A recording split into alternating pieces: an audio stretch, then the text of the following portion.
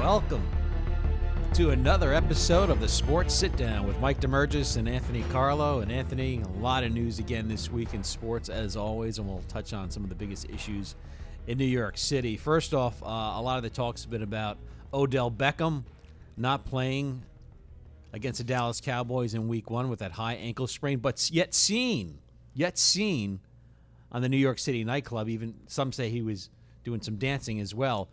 I got to say, whether it's true or not, just the perception is reality, and you can't be the guy, and being out partying it up, whether you were dancing or not, when you're not playing a game in the NFL, because you've only got 16 weeks. Now they've got 15 weeks, and now the story's saying he could be out 6 to 8 weeks while he's recovering. Mike, you trying to say that you're against dancing? That's what I'm getting from this. If you've seen me dance, you'll know why. Listen, yeah, I mean, you're absolutely right. When it comes down to it, Beckham is the guy. I mean, he's the guy this team needs to win a Super Bowl. I personally believe without him, they're not going to win it. So I feel that, it was a big mishap for him to be seen out like that, especially when he's supposed to be recouping his ankle and the team lost game 1. I mean, that's what it comes down to. The reason why, and you know how big of a Yankees fan I am, and I always reference them, but the reason why a player like Derek Jeter was so successful in his career was because he stood out of the spotlight. And I'm not saying that he never had fun. I'm not saying, he didn't go out and do things, but the main thing is we didn't know about it. And there was only, I think, one time in his career when George Steinbrenner got on him and made a big deal out of it they basically chalked it up to a joke in the end, and they made a commercial out of it. Yeah, they did a commercial where George was on the back of a conga line, shaking his tush. Right. So, but the rest of his career, my point is, was pretty much peaceful in that he never was seen out like Odell Beckham here with the rest of his team getting ready for the season, losing game 1 of the season. He's out with an injury and out in the club scene. I think it's absolutely unacceptable, and I think there needs to be big changes moving forward. And talking about George Steinbrenner, Darryl Strawberry had some kind words with him. We'll get to that a little later on how he feels about the former Yankee owner. A couple of things with Odell Beckham. You go back to his numbers last year in the playoff game. He had 4 receptions for 28 yards, 11 targets. And these are all losses. Against the Eagles, 11 receptions for 150 yards, no touchdowns, 20 targets. Against the Steelers, 10 receptions for 100 yards, 16 targets, no touchdowns. Basically, in the 6 losses last year, including the playoff game, he had 1 touchdown. So that goes to show you how important he is. And one more note on this before we move on. I mean, we do both have to realize that New York City, especially playing professional sports in New York City, comes with a lot of baggage. I mean, you're the guy. If you're Odell Beckham Jr., you are the guy, not only on the field but off the field. And we've seen that. We've seen some of the most high-profile athletes across the board cater to this man, befriend this man. LeBron James. I mean, you can go down the line. So for Odell Beckham Jr. to stay in on a Friday night or whatever it may be, a weekend night, it's not that easy. But he's going out Tuesday night, Wednesday night, Thursday. You can't be doing that when you're not playing the NFL. And this guy is an important guy. And it brings to light that the Giants team and their offense they aren't who we thought they were. And a good point, former wide receiver Greg Jennings was on First Things First on Fox with Nick Wright and Chris Carter and Jenna Wolfe, and he's basically saying that Odell Beckham is probably more important than Eli Manning at this point. 100%. They are nowhere close to resembling who we think and believe they can be without him on the field. That lets you know how valuable he is. If you take Eli Manning off that team, off the field, and insert another quarterback, and Odell is present. I'm not disrespecting Eli Manning, but this is how much he brings to the table. Odell being that he. Wait, so hold on. Say this again, because I think I agree with you. I want to make sure I understand. You're saying Odell might be the one guy in the league that is actually more valuable than his quarterback. Absolutely, 100%. The Giants are letting us know that by everything that they're saying. So there you go. You got Greg Jennings, a former wide receiver in Green Bay, Miami, telling you that Odell Beckham and the stats I just read you in their 6 losses how important he is. And this might be the truth, that Odell Beckham might be the one wide receiver in all of football that is more important than the quarterback. I don't know if I agree with that 100%, Mike. I understand what he's saying, but when you look, facts are facts. If you don't have a decent enough quarterback on the field to get your great wide receiver the ball, he's useless. And that would be my response to Greg Jennings there. I really don't. I'm not 100% on board. I get what he's saying, but I don't think that the way he worded it is accurate.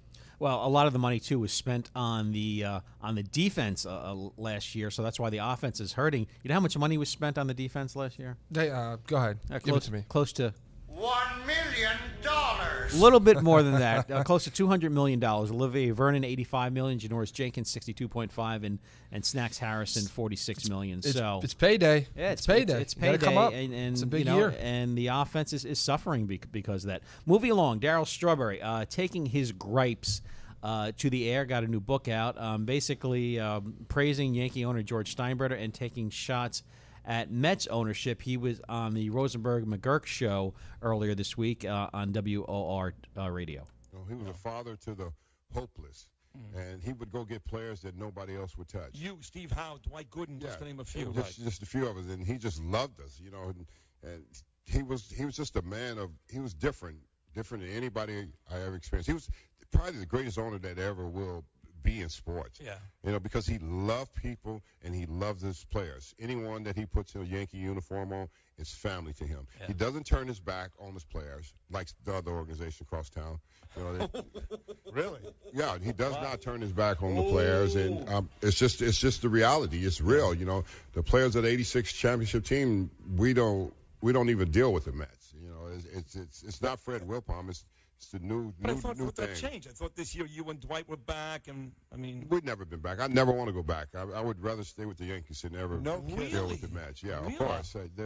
That hurts a guy like Sid, who's a But Mets it fan. hurts hurts us. me. It hurts us. It hurts what they've done to players Yeah. I've seen. What they did to Ray Knight, what they did to Gary Carter. There you have it. Darryl Strawberry really taking it to the airwaves with his gripes with the New York Mets ownership. And to be honest with you, as someone who grew up watching those Mets teams, and I know you're a Yankee fan. Yeah. Okay. The Mets own this town in the 80s. The Yankees at that point, they had won the World Series in the 70s with Reggie and Thurman and Nettles and Catfish and Goose. And people were kind of tired of George at the time, firing Billy Martin 5 times. The team made the World Series in 81, lost to the Dodgers in 6 games, and didn't see the postseason again to 15 years. And they were kind of, even though they had Winfield and Mattingly and Henderson, the Mets own this town. The Mets are exciting. They brought up their own young players. Strawberry was going to be the next Willie Mays. Dwight Gooden was going to be the next Bob Gibson. That team only won 1 World Series, and they only made the playoffs another time in 1988. Went to Game 7 in the NLCS against the Dodgers and lost. That team should have won at least 2 to 3 World Series, but because of all the extracurricular activities that went on with Dykstra and Gooden and Strawberry and Mitchell and so on, they won 1 World Series. Yeah. So, but that team captured the city during the 80s, but there is resentment amongst Mets ownership that, you know what, we blew it. We had a chance to be a dynasty, and we blew it. Absolutely. I agree with you. I think that, Darryl, the reason why he's feeling this way, if you look at, his years with the Yankees, the Yankees, breeded success year after year after year. And I think that, ownership knew at that point how to take care of their players. They knew that these, were the guys who were bringing rings to this team year after year. And I think when you look back at Strawberry's career as a Met, obviously something personal happened here recently between Darryl Strawberry and Mets ownership. For him to feel this way. No, this has been going on. It's not just recently. It's just that the Mets ownership does not embrace the former Mets players the way other organizations do. The one thing I'll say about that, though, the Yankees, I understand he praises them here. He praises George Steinbrenner here. That's all great. The Yankees don't have the greatest track record, though, in treating their players after they retire. Look at with Bernie Williams, how that ended. Look at Hideki Matsui. Go from World Series MVP to basically, let's let you go. Yeah, but they're always welcome back. What Darryl is saying, that they are not welcome back into Shea or Citi Field right now. because they've only won 2 World Series in their time, and a lot of the Mets ownership still looks to the '69 team as the team and not the '86 team. They don't revere it as much as the fans do. The fans love that team, and again, for close to a decade, that Mets team owned the back pages of New York City, the New York sports pages, not the New York Yankees. So you're saying they should get a lot more credit than what they're being given after I after think the fact. for fans anyway, fans want to see these players. They should welcome them more than they do. That's what I'm saying. Sticking on to baseball, a player by the name of Giancarlo Stanton is got 16 games to hit 6 more home runs to reach the 60 mark. Stanton drills one left center field, way out of here. 54 is a blast here in Atlanta. All right, so Stanton there to Marlins radio with a call, and there was a lot of talk was whether if he does break Roger Maris's 61 mark, is 62 the real home run record, or is Barry Bonds' 73 asterisk the home run mark? Well, I'm going to go off and say that 73 is the real mark. And I am by no means a proponent of steroids, okay? Mm-hmm. But here's my thing. If you're going to erase Barry Bonds from the history books, then you got to erase him completely. If they're going to say that those 73 home runs did not count, all right, then the major leagues have to do something where they basically omit the seasons in which these players had hit that many home runs and were under the microscope for using steroids. Okay, you can't just say, and I get the whole asterisk thing. Maybe that'll work in the Hall of Fame, put them in the Hall of Fame and put an asterisk there. But if you're going to move forward and say Barry Bonds hit 73 home runs in that season, you have to still count that as the record. Unless somebody comes out and is very forthright about it and says that we're omitting those numbers, that still stands as the record. I'm not in favor of omitting numbers. I'm more in favor of putting asterisks. How about this? How about you let the numbers count, but have the players admit they did the steroid? I'm fine, even if you want to let them into the Hall of Fame. Roger Clemens, Barry Bonds, Sammy Sosa, Rafael Palmeiro. Admit you committed a fraud here. Admit you were wrong. Admit you took steroids, and I'll be accepting of that. I don't like eliminating records. I don't like what goes on as far as eliminating history because it happened. Right. You have to recognize it happened, but there does have to be some recognition that they used steroids, that they cheated, that there was fraud committed here. Look, the records aren't going to be admitted. They're never going to return the money they made. The playoff games, the World Series, whoever won that, those are all going to be there. The MVP awards, all done. You can't return them. But you know what? Keep them out of the Hall of Fame. That's how I feel, and that's the only way to hold these guys accountable. No, I can't argue with that. The one recommendation that I think might be a little more realistic in terms of the way MLB has handled this would be when it comes to Hall of Fame voting and whatnot, if you were to go by case and look at every single court appearance these players made and every court victory they had, whether they were proven guilty or not guilty, we know that they're not going to do that. There's just not the time, or I don't really think the concern. But when talking about the Hall of Fame, you have to create, if you're going to put these players in, a section where everybody knows, whoever goes into the Hall of Fame knows that these players played during the steroid era. Okay? And, if they're good enough to be in the Hall of Fame, you're going to have some of them that gripe and say, well, I played during the steroid era, but I didn't do steroids. Unfortunately, that's just the way the cookie crumbles. You played during that era because there's no other way to do it on a case-by-case basis. There's just not. So if you're going to, put them in the Hall of Fame, you have to, whether you asterisk their name or create a specific section for the steroid era, that's how it has to be. Look, there's already players in the Hall of Fame now that there's been smoke, or where there's fire, where there's smoke, there's fire. Mike Piazza is one guy that I've heard from coaches that use steroids.